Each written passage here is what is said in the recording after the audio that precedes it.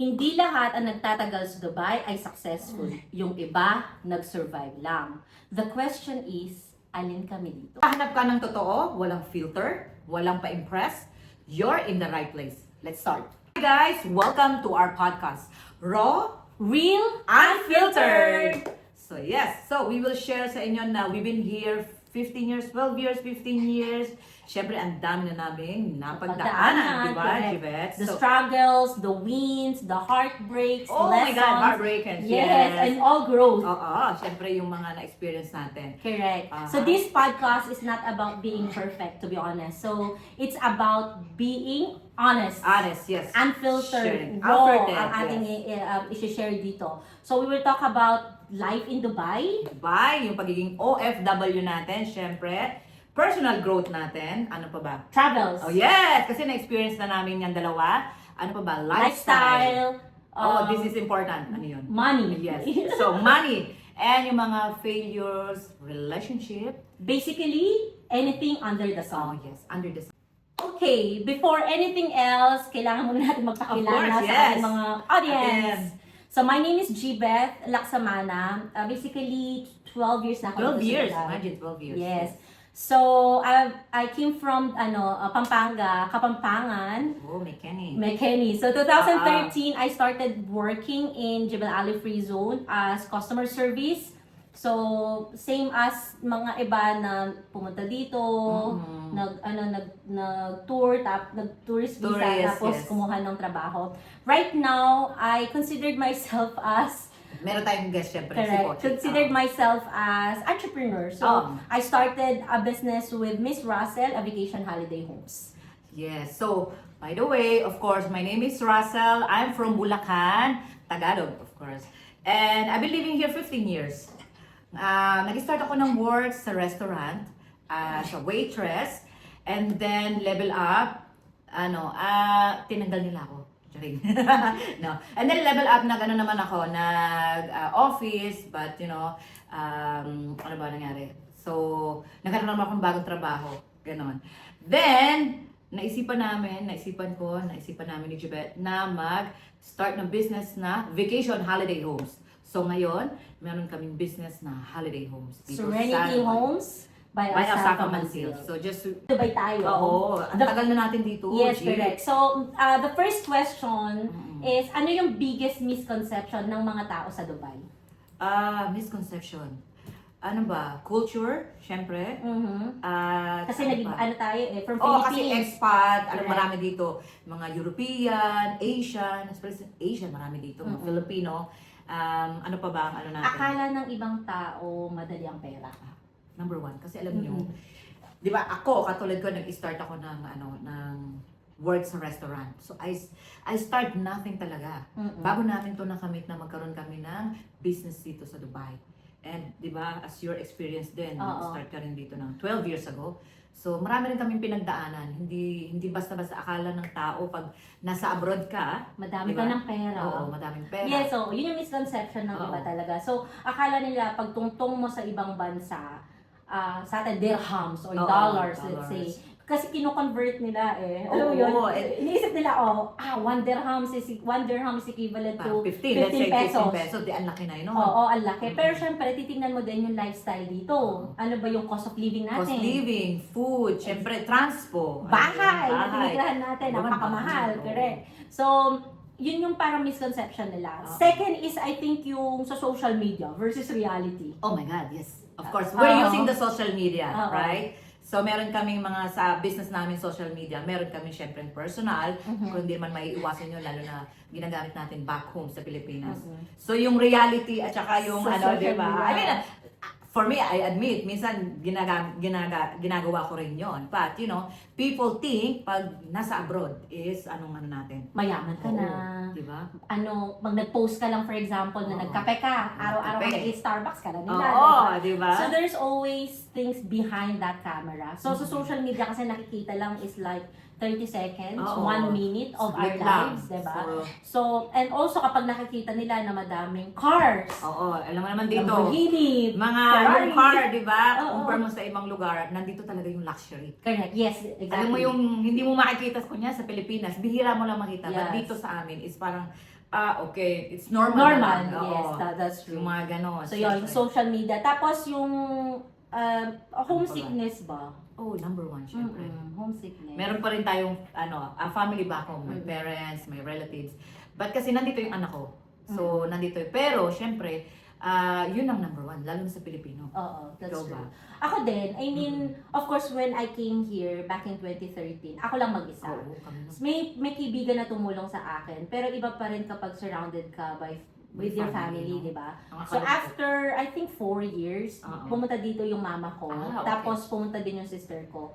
So, somehow, na-lessen yung homesickness Homesick, ba. okay. And then, eventually, nung umukay na, nagkakaroon na ng chance na papuntahin yung parents, nanay ko, tatay ko ulit, sister ko, I'm living with my sister. Oo, ayun. So, kahit pa paano na sa Nalilis na. Pero syempre, namimiss mo pa rin ang Oo. Pilipinas. Number one, syempre, in my side naman kasi, may anak ako eh. So, syempre yung homesick, araw-araw mong tatawagan, nalulungkot. Pareho kami ni Jibet dito. Mag-isa kami pumunta dito and you don't know anyone. Syempre, meron kang friends, pero syempre, busy din sila, di ba? So, ayun ang namin. And, ano ba namimiss natin din sa Pilipinas? Bukod sa family. The is food! yung ating food!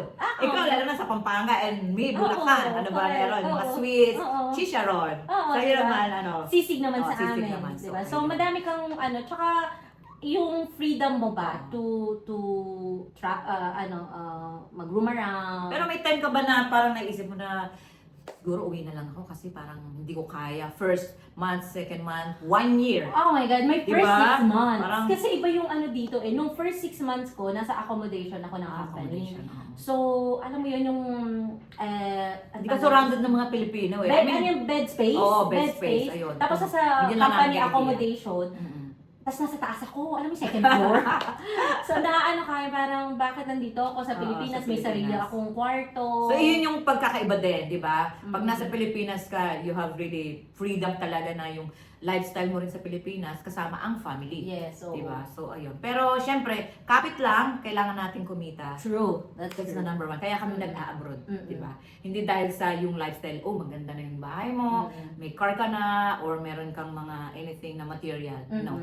Because, for Filipino, we do that for our family. Exactly. Right? So yun, yung ko din siguro yung isa pa as an OFW, yung pressure magpadala sa Pilipinas. Oo, number one. Pressure. Hindi, pressure. Siyempre sabihin, okay, number one, pag sa'yo, halimbawa, parents din, family, may mga pamangkin, or Oo. ano pa. Kasi parang sa atin, breadwinner Oo, tayo pareho kaming breadwinner. So ako, lumaki ako ng wala talaga. Kailangan pagsikapan yung bagay-bagay. Bagay, Like yes. even yung pag-aaral, Oo. yung kakainin ng 3 beses sa isang Good. araw. Magigilty ka, di ba? Oo. No? So nung pumunta ako dito, although sa Philippines, breadwinner na ako. Oo. Kasi I started working 19 years old na. Oo. So parang, Pareho tayo, same tayo. Naging na ako, parang naging habit na yung pagtulong sa family. Kasi parang iniisip ko that time, wala namang ibang tutulong. Oo, At tayo kailangan lang may din isang, naman eh. may isa sa family yung magle-level up, Oo. 'di ba? May lakas din ng loob. Alam mo yung True. courage. Talagang kailangan may faith ka eh. Tsaka iisipin mo, you need to do that because of your family eh. So, ayun. So, money. Kaya tayo tayo ng save yung pagpapadala Oo. sa family. So yung pressure lang in somehow kasi syempre meron kang bills dito din. Oo nga. Tapos hindi mo din naman ma-explain sa kanila na kunwari sa Pilipinas, o tuition fee na, 'di ba? Or Oo. bayaran ng ganito, or kailangan ng ganito. Paano ikaw, pag may walang bills pera? ka. Paano walang pera? Kasi may salary lang din naman kami dito. Oo. Hindi kami nag-earn ng talagang mayat-maya. So we have to wait talaga yung salary namin. Correct. So pressure is also yung pagpapadala. At saka, yun nga, yung sinabi mo kanina, yung culture differences. Oo, culture. Nakakatuwa dito sa Dubai, to be honest, kasi marami kang makikilala from different nationalities, from different country. So may diversification talaga ng culture. Pero as a Filipino, kailangan mo pa rin mag-adjust. Oo, Diba? kasi katulad ng mga Eastern European o European or nasa Middle East tayo eh. So may kanya-kanyang culture. Filipino-Asian may culture din na iba. Oo. Right? Na-experience mo ba noon na the way na magsalita yung ibang lahi, nasasaktan ka, pero ganun pala, Pero ganun pala sila. Oo. Di ba? So parang ano lang nila, talagang culture nila yun. Oo. Parang feeling mo na-offend ka True. or feeling mo dinadown ka nila. But yun yung talagang culture nila, the way they talk, na parang, ano ba to? Kasi tayo, di ba, mga Asian o Filipino is a little bit soft when it comes to that. But, syempre, malilearn ka naman doon pag may mga ganong tao na, okay, you will used to it pag nandito ka na sa Dubai. Oo. Lalo na pag matagal ka na katulad namin ni Jivet. Mm-mm. 12 years, 15 years. So, marami ka makikilalang tao na talagang matututo ka rin naman sa kanilang culture. Siyempre, adjust sila, adjust tayo. Paano tayo mag-adjust? Correct, exactly. So, G, will you consider successful? Myself For as you. successful. Mm-mm. Kasi different yung definition ng successful eh. Oo. So, So, nandito yung- ka sa Dubai ngayon, Oo. and as you can see. So, ano ang definition ng successful mo ngayon? Kasi for me, the successful, depende siya kung paano mo siya titignan as a person. Kasi for me, I always look back where I came from. Oo. So, doon ko Always. kasi kino-compare yung success ko base doon sa kung ano ako noon. Doon. oo. Kasi in our Look back, in you know. our generations right now, para ang nagiging successful is kino-compare mo yung sarili mo over the other people. Like, sa may ibang tao, property no? siya, malaki yung Oo. pera niya, nakapag-travel siya, ganito na siya.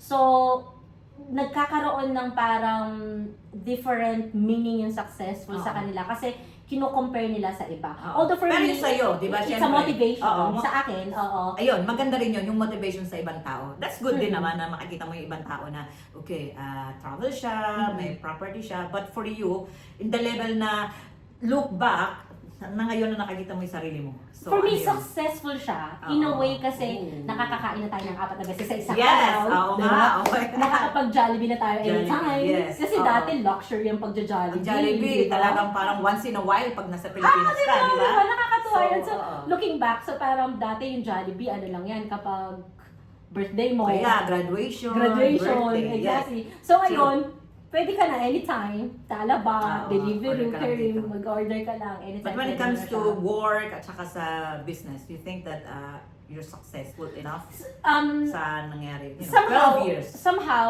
merong source of improvement pa. Kasi, syempre, nag-start ka sa 2.5 na salary. Oo, imagine. Diba? Ako naman 1,200. So, parang nag-level up ka talaga every year. Thank God, nakapunta tayo sa Philippines, di ba? For the family and for our future. And at the same time, nakapagpundar ako dito sa Oo, Dubai that is a somehow. very good one also. So yun, para sa akin, successful siya. Kasi hindi ko naman na-imagine yung life ko na titira sa Dubai ng 12 years. Ako 12 years na. Imagine na, ang tagal na nun. So, and then I could provide for my family that's successful na there's a peace of mind somehow. O kahit pa paano, pagising mo sa umaga, you're still very grateful. Although may mga challenges along the way. Always naman yan eh. Pag yung mga challenges, lalo na pagka nandito tayo sa abroad, marami yung challenge. Correct. People, work, ano pa ba, yun nga, business.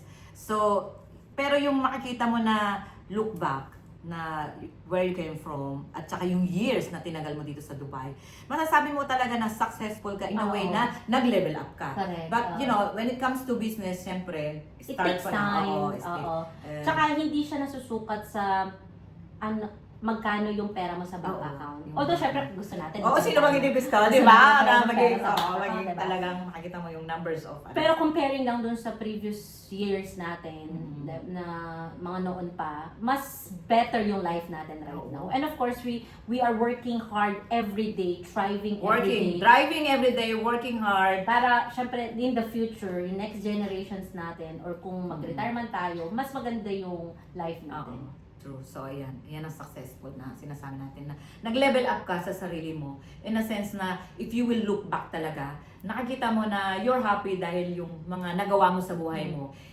Yan ang yung inspiration. Kami na-inspired kami ni Jill, you know, sa ibang tao na they work hard, meron ng ganito. And that is the inspiration na mag-work hard kami. Yes, Right? tama. Mag-work hard pa rin kami sa level up na talagang kaya namin yun. So, maging successful. Diba? At saka kung minsan nafe-feel mo na parang yung mga plano mo hindi pa siya nagmamaterialize Oo. at nakikita mo sa iba na bakit siya Oo. ganito na, bakit Ang ganito swerte na naman siya. niya, laging ano Always siya. remember that there is a perfect time for everything, Yes. and God will give you that perfect time In the when right you are time, ready you know. talaga. Everything happens for a reason, in the right time. Correct. Ako doon ako naniniwala eh. Yung sometimes, na parang, bakit ganito? I work hard naman, but wala pa yung success. Oo. But I think we need patience talaga and believe in God na talagang in the right time, Mm-mm. bibigay talaga sa iyo. Tama. The question is, Oo. who were we before Wow. Dubai and ano na tayo ngayon? Oh, wow. Maganda yan kasi makikita mo in 12 years, 15 years, ano ba ang mga nagbago? Mhm. Di ba? Ano ba? Personality change. Mm-mm. Matapang na ba? Ano ba? Ano pa? Oo, Trust actually, issue. personality change. I think, Personality change. nag-iba na yung the way we talk. Oo. Yes or no? Yes or no? I remember. Yes, di ba? Kasi before, tayo, lagi tayong yes lang. Oo. So now we learn how to say no. Yes. Sa Dubai, mas naging matapang ka kasi parang na-realize ko noong nag-work ako dito na walang tutulong sa'yo. Oo. That's Di the ba? number one, you know? Kailangan mong maging matapang. Maging matapang. Emotionally, at saka, inside and out. Emotionally, mentally, Mentally, stable ka dapat. dapat talagang matapang ka. Kasi, syempre, as we said nung is, alone kami pumunta dito. Mm-mm. So, you learn talaga na ano pa ba? Trust issue? May Oo, ganun ba? I think kasi nga different yung nationality, Oo. di ba? So parang na-experience ko no. Trust on issue my sa jowa, ganon, sa boyfriend. Sa lahat. Like I mean, sa lahat. Oo, yes, Sa oo. work, for example. Sa work. May mga colleague ka na ibabato sa iyo yung kasalanan nila, Oo. 'di ba?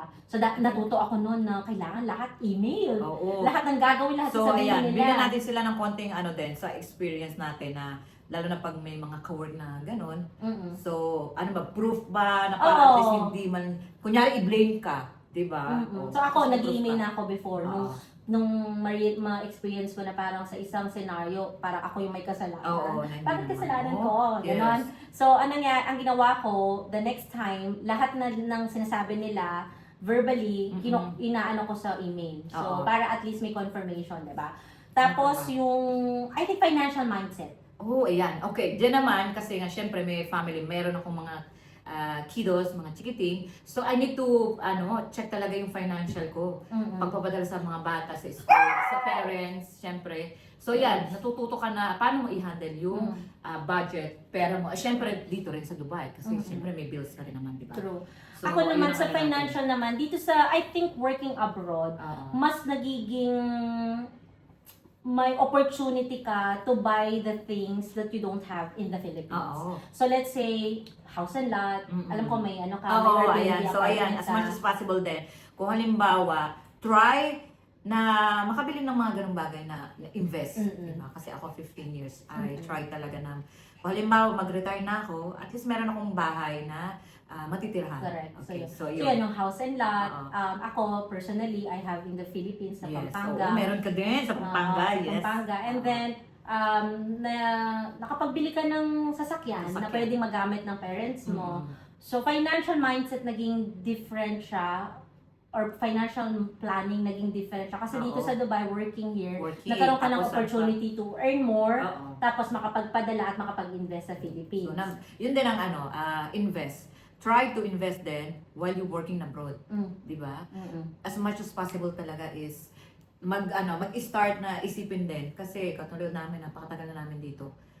Naisip namin na okay, magbili ng bahay, lupa, car, tapos ano pa bang natin? Tulungan natin. Mag-invest dito rin sa personal growth mo at Oo. saka tayo kasi nag-transition tayo from employee, tapos naisipan natin mag-create ng business Oo. or So, mag-build yun. ng business. So, yun din, parang natuto tayong mas maging risk taker. Oo. No? Yan. Risk Yes, taker. yes. Always. Kasi pagpunta dito, risk taker, naging risk taker ka na eh. Oo. Kasi working abroad, away from your family, so It's already a not risk. easy, you know? Yes. It's not easy. And during those journey, mas naging matapang ka, mas naging matatag ka, mas lumawak yung network mo, mas nagkaroon ka ng confidence, na okay, sige, mag-take courage risk sa sarili ako mo at saka na mag-ano ng faith din business. naman, oo. Tapos ngayon, syempre, ang level up namin is nag-open kami ng business. Yes. So, yun yung namin, transition talaga. Yes. Diba? Was it worth staying in Dubai for 12 or wow. 15 years? I think ang masasabi ko dito is I love Dubai so much. Hindi naman dahil sa yung ano, pero I think nakita ko yung sarili ko na nag-improve talaga.